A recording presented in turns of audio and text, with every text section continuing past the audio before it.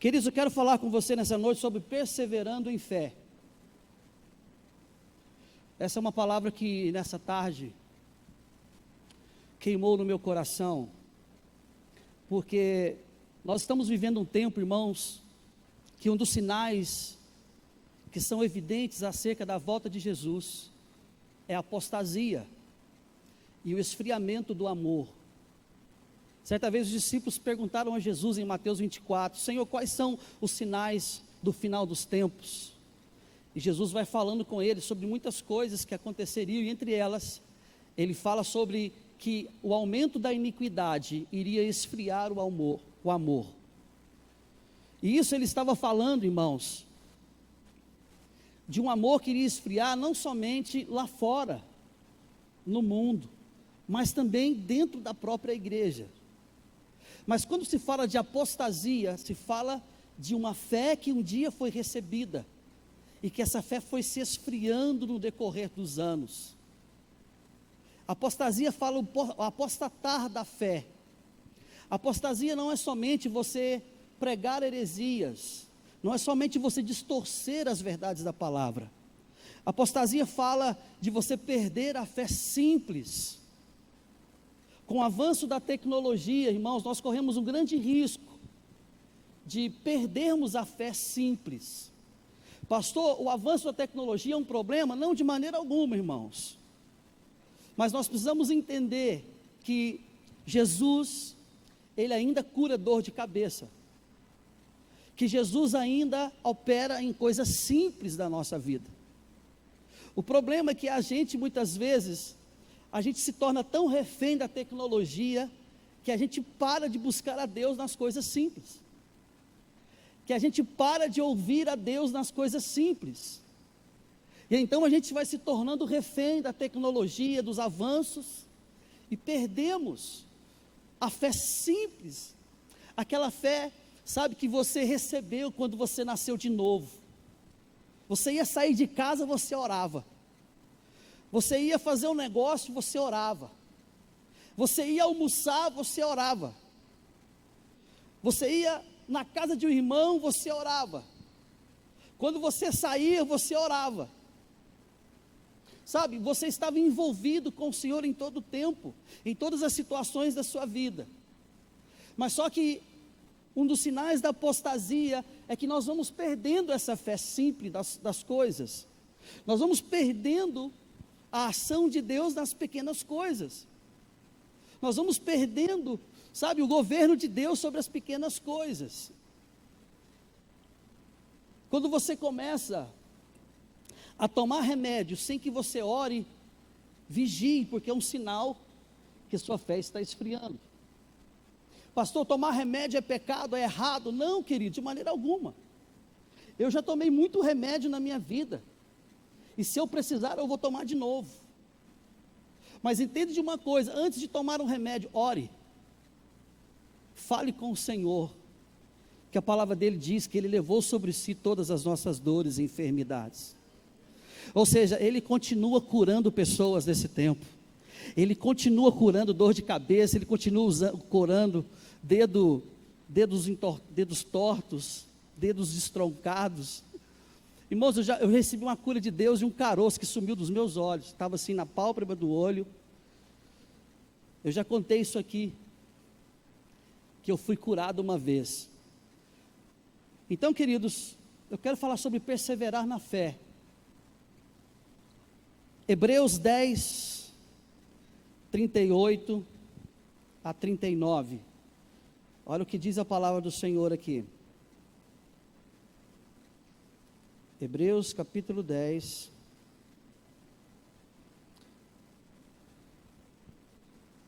Todavia, o meu justo viverá pela fé. Se retroceder, nele não se compraz a minha alma. Olha que poderosa essa palavra. Mas o meu justo, quem que é o justo? Foram aqueles que foram justificados pelo sangue de Jesus, aqueles que fizeram uma aliança com Jesus, aqueles que entenderam o poder substitutivo de Cristo na cruz por nós. Em 2 Coríntios capítulo 5, nos versos 21, diz que aquele que não conheceu o pecado, se fez pecado por nós, para que nele fôssemos feitos justiça de Deus. Então, se você um dia reconheceu que Cristo levou sobre ele os pecados que estavam sobre você, você se tornou justiça de Deus. E para esses a Bíblia diz: pois o meu justo viverá pela fé. Mas se ele retroceder, a minha alma não tem prazer nele.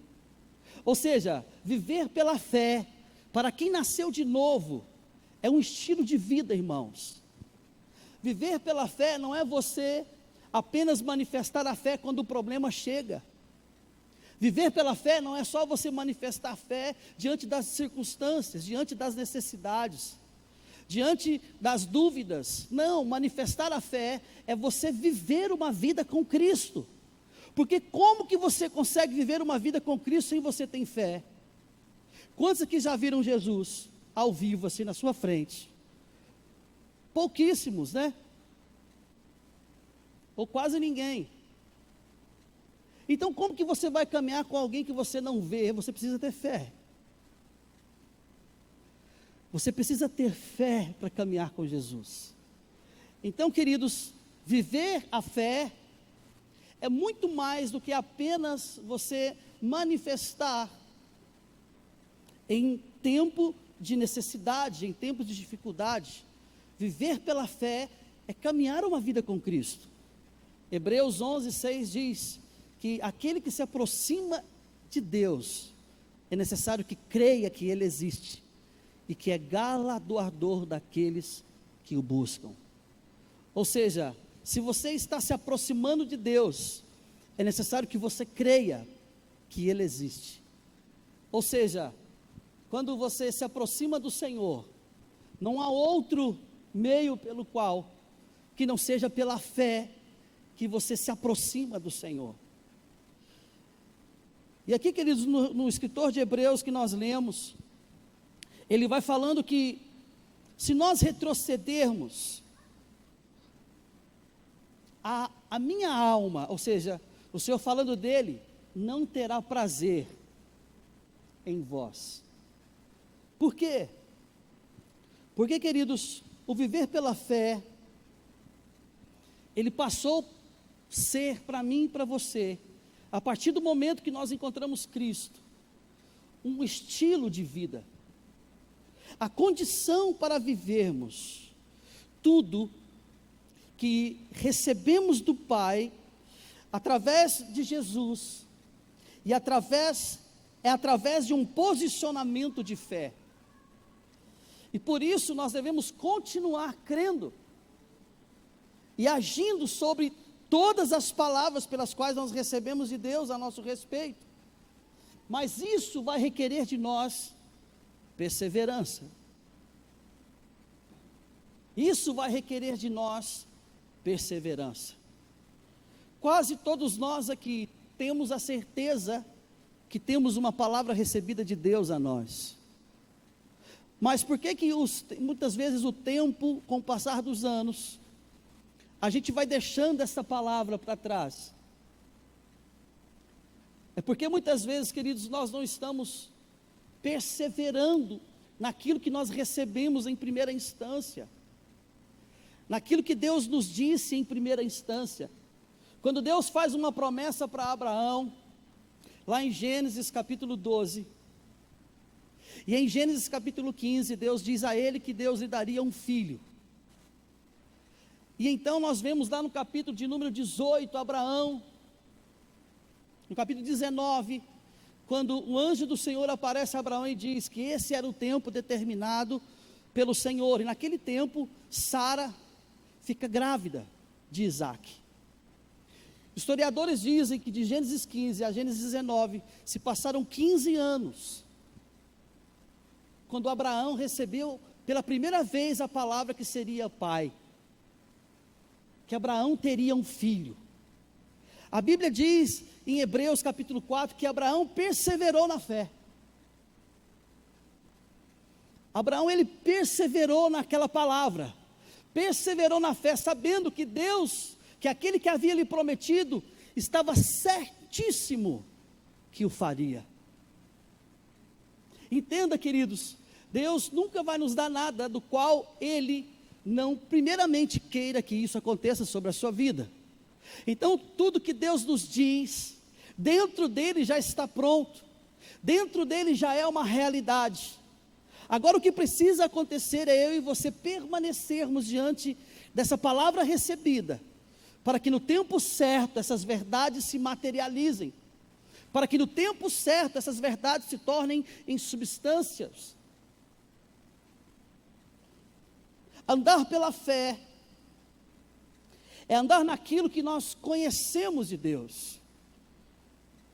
Por que existem algumas pessoas que a gente olha para elas e fala assim, gente, eu queria ter fé como essa pessoa tem. Eu queria, aprender a receber as coisas de Deus como essa pessoa recebe. É porque, queridos, nós vamos andar com Deus em uma medida de fé, na medida que nós o conhecemos. À medida que você o conhece, é a medida da qual você vai caminhar diante dele em fé. Então, por isso que o escritor de Sofonias diz, conheçamos e prossigamos em conhecer o Senhor. Ou seja, conhecer ao Senhor, queridos, diz respeito a um caminhar contínuo e diário diante da presença de Deus. Porque o que te faz, o quanto você conhece de Deus, é o quanto você vai viver aquilo que Deus tem para você. O quanto você conhece da vida de Deus, daquilo que Deus é o quanto você vai viver daquilo que Deus tem para você. Então, queridos, o andar pela fé é andar naquilo que você conhece de Deus. Muitas vezes nós não estamos entrando em lugares novos em Deus, os anos passam e tudo fica do mesmo jeito. É porque nós só conhecemos aquela medida de Deus. E eu quero te dizer nessa noite, se você quer conhecer algo novo a respeito do propósito de Deus para a sua vida no ano de 2020, comece a andar numa medida nova do conhecer a Deus. Comece a andar numa nova medida de conhecer a Deus. Adentre a lugares mais profundos na presença de Deus. Adentre a lugares que você não entrou ainda na presença de Deus. Busque conhecer faces de Deus pelas quais você ainda não conhece. Talvez existem pessoas aqui que só conhecem as mãos de Deus, só conhecem o favor. Talvez tem pessoas aqui que só conhecem os braços de Deus, o afago de Deus, o carinho de Deus. Mas quero dizer algo para você, Deus é muito mais do que o que Ele pode dar. Deus é muito mais do que Ele pode nos atribuir. Mas à medida que nós o conhecemos, é à medida que nós iremos caminhar no nível de fé que nos faz viver aquilo que Ele tem preparado para mim e para você. Então, queridos, perseverar pela fé é você conhecer a Deus, ao ponto de que aquilo que você conhece de Deus vai te fazer manter firme diante das adversidades. A palavra do Senhor diz que quando Nabucodonosor deu uma ordem de jogar Daniel, Sadraque e Mesaque na fornalha de fogo ardente, a palavra do Senhor diz que eles disseram assim: olha, nós não iremos prostrar diante desta estátua, portanto, nos lance na fornalha, se aprove Deus nos salvar, que nos salve, se não aprove Deus, que nos mate.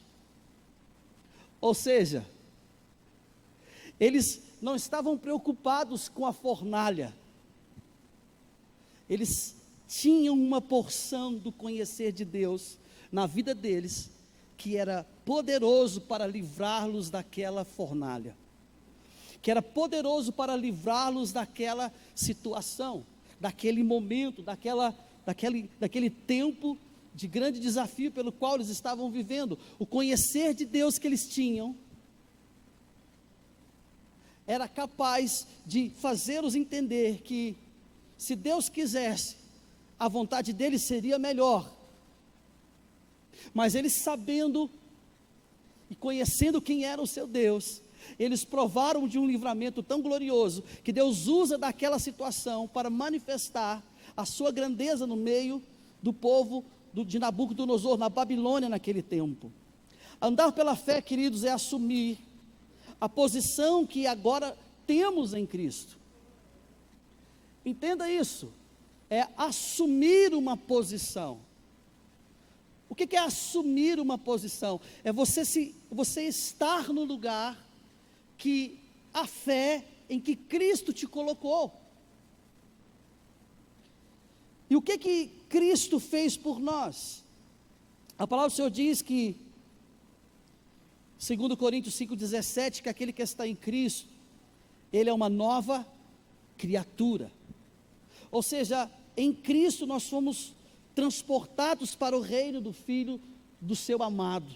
Nós somos tirados do império das trevas e fomos transportados para o reino do Filho do seu amado. Então, queridos, esse é um lugar de posicionamento. Nós precisamos nos posicionar em fé neste lugar, porque senão, você vai passar os anos, você vai frequentar os cultos, você vai nos congressos, e nada disso vai mudar a sua vida. A igreja não é capaz de salvar você, a igreja não é capaz de transformar a sua vida.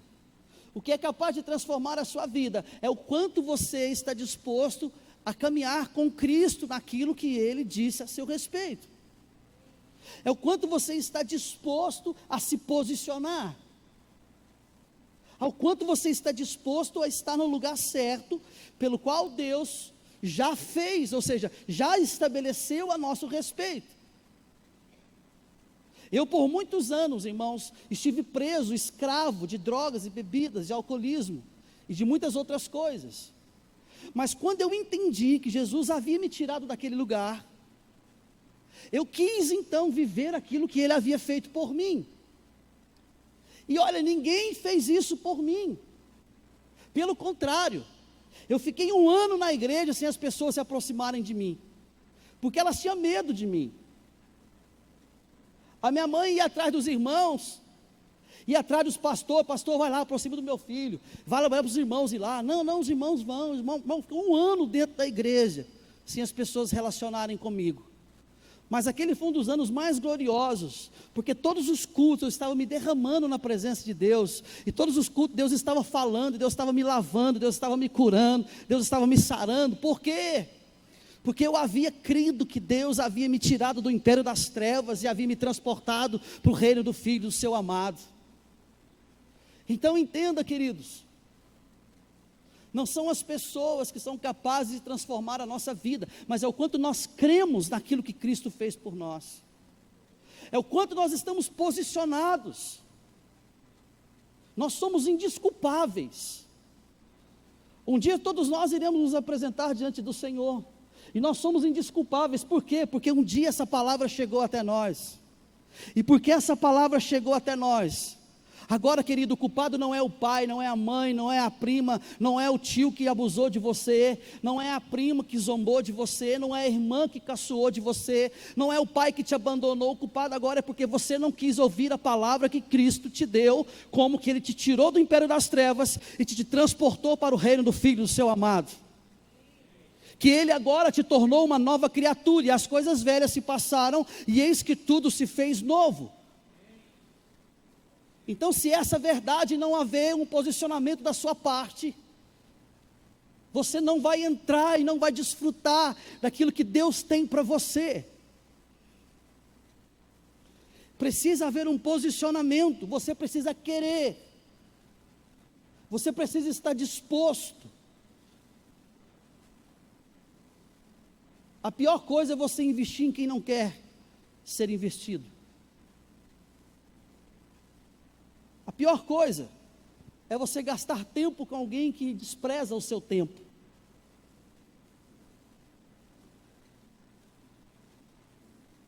Andar pela fé é nos revestir do novo homem que agora nós somos em Cristo Jesus. Colossenses capítulo 3, verso de número 12. Colossenses 3, verso 12, olha o que diz a palavra.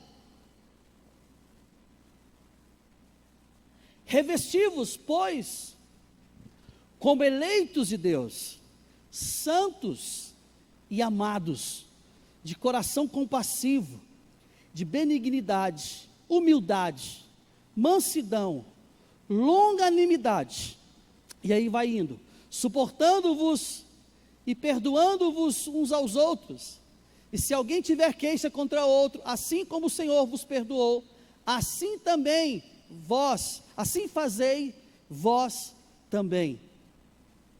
Ou seja, perdoar para quem nasceu de novo, não é uma questão de sentimento, é uma questão de posicionamento. Ser santo para quem nasceu de novo, não é uma questão de esforço, mas é uma questão de posicionamento. Entenda, depois que você nasceu de novo, nós somos revestidos por Deus.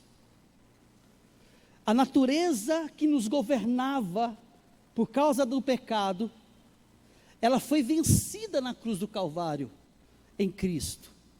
E a natureza que Cristo tem, foi entregue a nós, quando nós nascemos de novo. Quando nós o recebemos como Senhor e Salvador da nossa vida. Nascer de novo é instantâneo, mas a conversão é um processo. Nascer de novo é o momento que você reconhece o que Cristo fez. Romanos capítulo 10, 9 e 10, se confessares o Senhor Jesus em teu coração, com a tua boca, e com teu coração creres, serás salvo. Ou seja, quando você confessa Jesus como Senhor e Salvador da tua vida, e crê no teu coração, salvação chega, o novo nascimento chega, porque só são salvos aqueles que são nascidos de novo. Mas conversão é um processo, porque conversão fala de transformação da mente, conversão fala de você andar com Deus, conversão fala de você se despir do velho homem, e se vestir do novo homem, como eleito de Deus, santos, irrepreensíveis. Então entenda, se você nasceu de novo, querido, se você está em Cristo, se você nasceu de novo, se você tem uma nova realidade em Cristo Jesus, você precisa entender que a sua vida que você hoje vive, em Cristo, é uma vida que te dá todas as condições, de você viver um novo estilo de vida, de você viver um novo estilo de vida. Mas o problema é que muitas vezes nós achamos, é que são as pessoas que irão nos fornecer um novo tipo de vida. Ninguém é capaz de te dar um novo tipo de vida, porque Cristo já deu a vida dele por mim e por você. O que nós precisamos agora é perseverarmos nessa verdade, crermos, segurarmos essa verdade, de uma forma que as circunstâncias do dia não nos tire dessa verdade. Andar pela fé é andar em novidade de vida. Romanos capítulo 6, Romanos capítulo 6, no versículo de número 4, olha o que diz a palavra do Senhor. Fomos, pois, sepultados com ele pelo batismo, na morte, para que, como Cristo foi ressuscitado dentre os mortos pela glória do Pai, assim andemos nós também em novidade de vida. Olha o que Paulo está dizendo, porque assim como fomos sepultados, quando que nós fomos sepultados? Quando nós encontramos a Cristo. Quando nós encontramos a Cristo, a nossa velha natureza, ela se deparou com a nova natureza, e a nossa velha natureza, ela foi sepultada, E a nossa nova natureza ressurgiu por causa de Cristo Jesus, por causa da obra de Cristo Jesus na cruz do Calvário. E por causa dessa nova natureza que foi sepultada, andemos, pois, em novidade de vida. Ou seja, há uma vida nova para vivermos. Há uma vida nova para desfrutarmos em Cristo Jesus. Há uma vida poderosa de Deus para nós, que está disponível para nós, que está entregue a nós, que foi, dispensada a nós por Cristo Jesus. E nós precisamos, queridos, usufruir dessa verdade. Nós precisamos usufruir dessa verdade, senão nós seremos simplesmente como cristãos religiosos, que somente vão à igreja, mas que não vivem, que não desfrutam aquilo que é a verdade de Deus para nós. Nós precisamos extrair esses benefícios dessa nova vida que nós temos em Cristo. Por quê? Porque quando Ele se fez pecado por nós, Ele tomou sobre Ele o pecado que estava sobre nós. E Ele tomando sobre Ele o pecado que estava sobre nós, Ele nos deu a sua própria vida. Então a vida que nós temos hoje, não é a vida que nós tínhamos antes de conhecer a Cristo. A vida que nós temos hoje, é a vida de Cristo que nos foi entregue, por causa da substituição na cruz. E se nós hoje temos uma nova vida, então nós não somos um pecador lutando para ser santo, nós somos um santo lutando para não viver no pecado. Você não é mais um pecador que luta para ser santo, tem que lutar todo dia para ser santo. Não, você é um santo que luta para não viver no pecado, porque a sua natureza agora é a natureza de Deus. Você nasceu de novo, você é uma nova criatura. Mas isso é um posicionamento de fé, queridos, porque senão você vai viver em condenações. Eu não presto, eu não valo nada, não sou isso, eu sou aquilo, eu sou bichinho de Jacó, eu sou sei lá o que do negócio do bandido. Você vai olhar para você e vai se ver como a pior pessoa da terra. Entenda, Jesus não te vê dessa forma. Jesus, quando te vê, Ele diz: tu és o meu filho amado. Ele diz: tu és a minha imagem, a minha semelhança.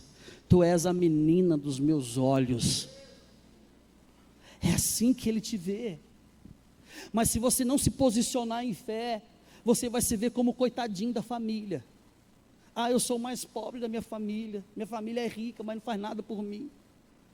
Querido, por mais que você tente ser pobre, você nunca mais vai conseguir ser pobre depois que você nasceu de novo, porque você se tornou herdeiro de Deus e co-herdeiro com Cristo. Então a pobreza agora passou a ser uma condição de mentalidade, não mais uma condição de necessidade.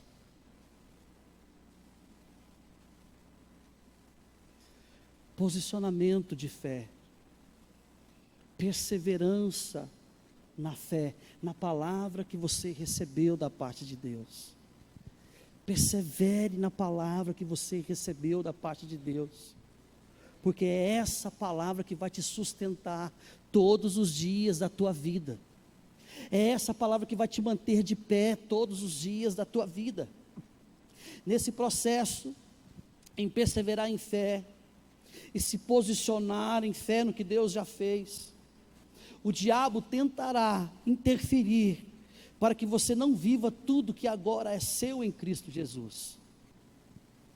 Ou seja, o diabo, ele de alguma maneira, ele vai tentar te confundir no processo, através da religião, através da legalidade, através de muitas outras situações. Ele vai tentar tirar o seu foco, através das necessidades, através de tantas coisas pelas quais esse mundo, muitas vezes, eles tentam nos mostrar que é contrário daquilo que Cristo em que Deus nos mostrou em Cristo naquela cruz. O que Deus nos mostrou em Cristo naquela cruz, é que Cristo naquela cruz estava tomando o meu lugar. Mas o que o diabo tenta te mostrar no mundo, é que as coisas não são bem assim. E aí, então agora você vai ter que ser merecedor das bênçãos de Deus para a sua vida. Queridos, entenda isso. Se eu e você formos merecedor das bênçãos de Deus na nossa vida, nós nunca receberemos bênção nenhuma de Deus. Porque como que nós somos merecedor de sermos abençoados por um Deus que é perfeito? Por um Deus que não erra, por um Deus que não tem falhas. Como que nós vamos chegar ao nível de merecer uma bênção dEle? Mas sabendo Ele que nós não poderíamos fazermos nada para merecer o que Ele é e o que Ele tem, Ele, segundo Romanos, capítulo de número 5, verso 8, a Bíblia diz que Deus prova o seu amor para conosco, em que Cristo Jesus morreu por nós, sendo ainda pecadores. Ou seja, quando Deus decidiu dar Jesus no nosso lugar, Ele deu Jesus no nosso lugar, na pior condição que nós estávamos, de pecadores, longe de Deus, distante de Deus, longe da presença de Deus. Mas quando nós recebemos gratuitamente, Efésios capítulo 2, versículo 8, porque vós sois salvos pela graça, mediante a fé, e isso não vem de vós, é dom de Deus, para que homem nenhum se glorie. Quando você então recebe pela graça, favor imerecido, mediante a fé, posicionamento, você então passa a entrar, a viver num lugar do qual você não merece, mas o seu pai decidiu te colocar. Queridos, se nós fizermos um paralelo simples, os nossos filhos não merecem tudo que a gente faz por eles. Mas por que a gente faz? Porque a gente ama. Será que nós somos tão melhores assim do que Deus para amar as pessoas?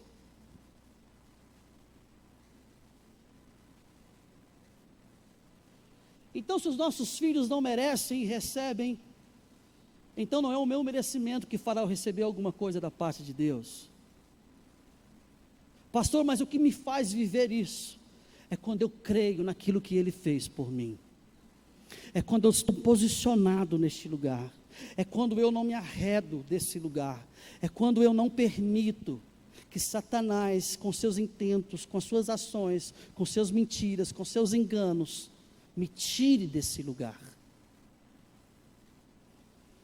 Tiago 4,7 diz assim: sujeitai-vos a Deus, resisti ao diabo, e ele fugirá de vós. Ou seja, quando você sujeita-se a Deus, o que é você se sujeitar a Deus? É você se sujeitar à palavra de Deus a seu respeito. Queridos, um dos significados de humildade é você se sujeitar à palavra de autoridade que há sobre você. Então, quando você se sujeita a Deus, você se sujeita à palavra dEle na sua vida. E quando você se sujeita à palavra dEle na sua vida, você então resiste ao diabo, e ele foge de você. Pastor, mas qual que é a palavra que eu me sujeito a Deus? Lucas capítulo 10, verso 19 diz: recebereis. Lucas versículo 19, capítulo 10, versículo 19. Abra sua Bíblia lá. Lucas capítulo 10, versículo 19. Eis que vos dei autoridade para pisar de serpentes e escorpiões, e sobre todo o poder do inimigo, e nada vos fará dano algum. Quando você se sujeita a essa palavra, quando você recebe essa palavra, você recebe da parte de Deus a autoridade, para quê? Para resistir ao diabo. Então entenda, até para você resistir ao diabo, você vai ter que se posicionar em fé na palavra que Deus te deu. Você vai ter que perseverar em fé na palavra que Deus te deu. Romanos capítulo 8, no verso 31 diz: o que diremos à vistas dessas coisas? Se Deus é por nós, quem será contra nós? O que diremos à vista dessas coisas? Ou seja, o que você tem dito acerca daquilo que você está vendo? Como tem sido o seu posicionamento em relação àquilo que você está vendo? Como que você tem se comportado em relação àquilo que você está vendo? No seu dia a dia. Porque o diabo, queridos, ele é sorrateiro. Ele não tem pressa de atingir os seus intentos. Então ele vai trabalhando de forma lenta, procurando uma brecha, do qual ele possa entrar. Mas, queridos, se eu e você estivermos posicionados em fé, nós iremos entender os movimentos dele. Nós iremos entender os movimentos, da forma com que ele está agindo. E não pensa você que a forma com que o diabo vai tentar te tirar desse lugar será como uma grande onda que vai aparecer, ou senão um diabão de 5 metros de altura e vai dizer: eu vou parar você. Não. Muitas vezes, queridos, são coisas simples que acontecem dentro da sua própria casa. São palavras de pessoas que conhecem até a Deus. De alguma forma tentam te tirar daquilo que Deus te colocou. Então você precisa estar sensível e discernir as movimentações. Porque se você não discernir, o sorrateiro vai vir e vai de alguma maneira encontrar algum espaço. Por quê? Porque ele não quer que você permaneça na fé que você recebeu de Cristo pela palavra. Quando Jó foi tentado por Satanás, o intento de Satanás não era tirar as coisas de Jó, não era matar a família de Jó. O único intento de Satanás era roubar a fé de Jó. Entenda, o diabo não está interessado em nada que você tem. A única coisa que ele quer é que você negue a sua fé, é que você esfrie na fé, é que você não persevere na fé, porque ele sabe que se você permanecer na fé, o teu Deus é poderoso para cumprir a palavra que ele te deu. O teu Deus é poderoso para reverter as situações, para mudar as circunstâncias.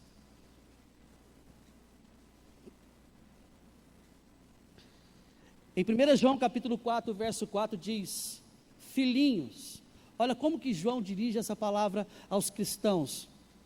Filhinhos, vós sois de Deus, e maior é aquele que está em vós, do que aquele que está no mundo. João estava falando assim: filhinhos, olha, entenda, aquele que você carrega é muito maior do que aquele que está no mundo, que tenta de alguma maneira te parar e te impedir. Aquilo que você carrega, aquele que está dentro de você, ele é muito maior do que as circunstâncias que te rodeiam, do que as crises que muitas vezes te assolam, do que os medos que muitas vezes batem à sua porta, do que muitas vezes as afrontas que você ouve, do que muitas vezes os enganos que tentam confundir a sua mente, do que muitas vezes as palavras contrárias que você ouve a seu respeito. Todas essas coisas são menores do que aquele que você carrega, do que aquele que está dentro de você, porque aquele que está dentro de você é maior do que o mundo, é maior do que as circunstâncias desse mundo. João estava dizendo àquele povo naquela época: olha, crentes, olha, filhos, olha, povo de Deus, se você está atemorizado com esse mundo, entenda, maior é o que está em você do que aquele que está no mundo. Então, queridos, entenda, uma das coisas pelas quais nós precisaremos lidar para perseverarmos na fé, é nos posicionar na palavra que nós temos de Deus, porque ela vai nos manter firmes diante dessas adversidades, dessas circunstâncias, que tenta de alguma maneira nos assolar, que tenta de alguma maneira nos arredar, nos tirar da posição certa, do lugar certo pelo qual Deus preparou para nós trilharmos. Gálatas capítulo 5, no verso de número 16, olha lá, Gálatas 5,16, olha o que diz a palavra do Senhor. Digo, porém, andai pelo Espírito, e não haveis de cumprir as cobiças, ou a cobiça da carne. Sabe, queridos, eu estava hoje orando a respeito das questões da obra da carne, e quando nós vamos vendo ali em Gálatas 5, Paulo vai escrevendo na igreja dos Gálatas e falando sobre as obras da carne, e eu fiquei olhando aquilo, e orando ao Senhor, em um tempo em oração em outras línguas, eu comecei a ver aquilo, e falando com Deus, Senhor, mas isso tudo diz respeito a um comportamento, porque se isso diz respeito a um comportamento, então nós vamos lidar com as obras da carne com a nossa força, com a força do nosso braço, mas nós não conseguimos lidar com a obra da carne com a força do nosso braço, nós não conseguimos nos amarrar em um sofá, para não fazer alguma coisa de errada, nós não vamos conseguir, de alguma maneira, vendar os nossos olhos, para a gente não ver alguma coisa que a gente não pode ver, a gente não vai conseguir amarrar as nossas mãos, para não pegar alguma coisa que não consegue, que não pode pegar, e quando eu estava orando a respeito disso, veio no meu espírito, as obras da carne, não fala de comportamentos, fala de uma mentalidade carnal, fala de uma mente que ainda não foi renovada a respeito do fruto do Espírito, porque se uma mente ainda processa simplesmente coisas da carne, por mais que você tenta sair delas, elas ainda estarão presas em você, por causa de uma mentalidade carnal. Pastor, e como que eu lido com a mentalidade carnal? Quando você se alimenta da palavra. Paulo em Romanos capítulo 12, no verso 2, ele vai falando isso, transformai pois o vosso entendimento, para que experimenteis qual seja a boa, perfeita, agradável vontade de Deus. Transformação da mente, fala de processos de meditação e de relacionamento com a palavra, porque quando você relaciona com a palavra, quando você se alimenta da palavra, você está fornecendo à sua mente verdades que são capazes de subjugar as mentiras de uma mentalidade carnal. Em 1 Coríntios capítulo 3, abre lá, 1 Coríntios capítulo 3,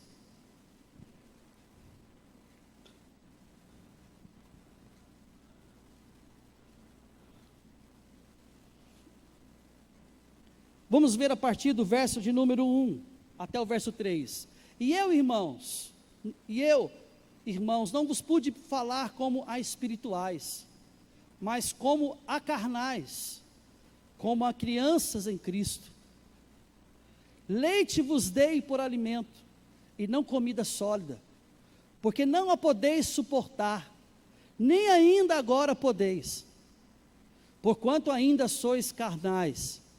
Pois havendo entre vós inveja e contendas, não sois porventura carnais, e não estáis andando segundo os homens? Ou seja, Paulo estava dizendo, olha, ainda há em vocês muitas invejas, ainda há em vocês muitas contendas, muitas dissensões, e tudo isso está relacionado à forma com que vocês ainda têm entendido as coisas. Ou seja, Paulo chegou ali para dar a eles um alimento sólido, um alimento espiritual, mas eles não puderam receber esse alimento. Por quê? Porque a mentalidade ainda era uma mentalidade carnal. Ou seja, eles ainda não podiam suportar aquele alimento. Então entenda, queridos, existem coisas na sua vida que só serão transformadas a partir do momento que você decidir começar a comer alimentos mais sólidos. Existem coisas na sua vida que só serão transformadas quando você decidir abrir mão do leite e começar a comer algumas comidas mais sólidas. O leite é importante até certa faixa de idade, mas a partir daí ele não mais te faz bem, porque ele não é capaz de criar em você uma mentalidade verdadeira e espiritual. O leite só é capaz de te manter vivo, para que você comece a receber novos tipos de alimentos.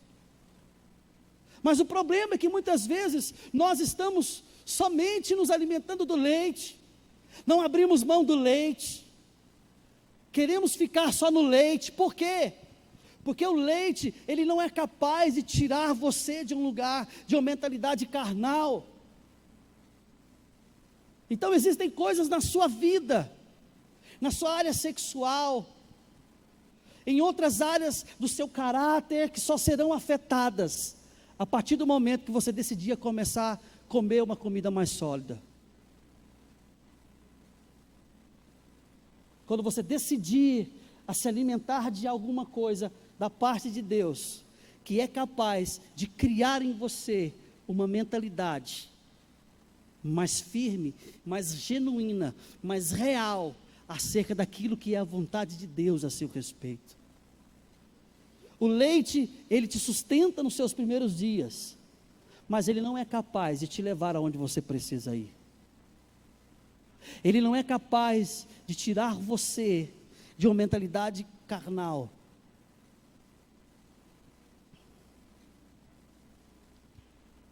Efésios capítulo 4, os versículos 25 a 27, Paulo vai orientando a igreja de Éfeso. Olha o que Paulo diz, Efésios 4, capítulos 4, versos 25 a 27. Pelo que deixai a mentira, e falai a verdade, cada um como o seu próximo, pois somos membros um dos outros. Irai-vos e não pequeis, não se ponha o sol sobre a vossa ira. Verso 27, nem deis lugar ao diabo. Nem deis lugar ao diabo. Pastor, o que é dar lugar ao diabo? Ficar endemoniado? Não, nem sempre. Dar lugar ao diabo é você permitir distorcer as verdades que Deus tem a seu respeito. Dar lugar ao diabo é você permitir que aquilo que Jesus Cristo fez por você naquela cruz não se torne uma verdade transformadora para a sua vida. Dar lugar ao diabo é você permitir de você retroceder na sua fé, de você questionar os intentos de Deus a seu respeito, de você questionar as verdades de Deus a seu respeito. Dar lugar ao diabo é você não permitir Deus continuar no governo da tua vida. É porque você deu lugar a outro na sua vida. A nossa posição em não recuar na fé, de fato nos levará a vivermos em Cristo o que Cristo fez por nós naquela cruz. E viveremos e viveremos também o que Ele preparou para nós. Deus tem um propósito para cada um de nós. Quando a gente fala de propósito, irmãos, as pessoas muitas vezes só conseguem enxergar as questões dos ministérios. Ser pastor, ser apóstolo, ser um diácono, ser um líder, ser um profeta, ser um evangelista.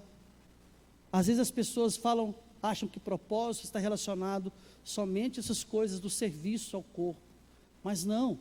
Propósito fala de coisas pelas quais Deus escreveu a seu respeito. José foi um governador no Egito. José não era um pastor. José, ele foi um governador no Egito. E através de José, Deus exerceu o governo no Egito. Deus pôde tocar todas as nações através da vida de José, no tempo que ele teve no Egito. José foi um instrumento de Deus a abastecer todas as nações da terra. Faraó governava o Egito quando estava em abundância. José sabia governar o Egito quando não tinha nada.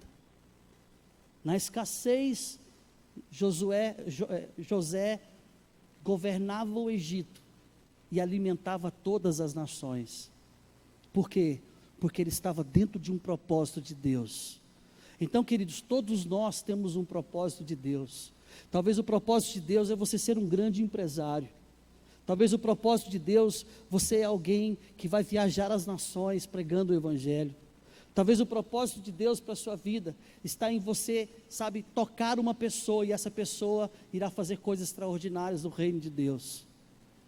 O propósito de Deus está relacionado a tudo aquilo aonde Deus está envolvido, para fazer a vontade dEle, que seja feita na terra assim como é nos céus. O propósito de Deus na nossa vida, ele está numa condição macro, não numa condição pessoal apenas.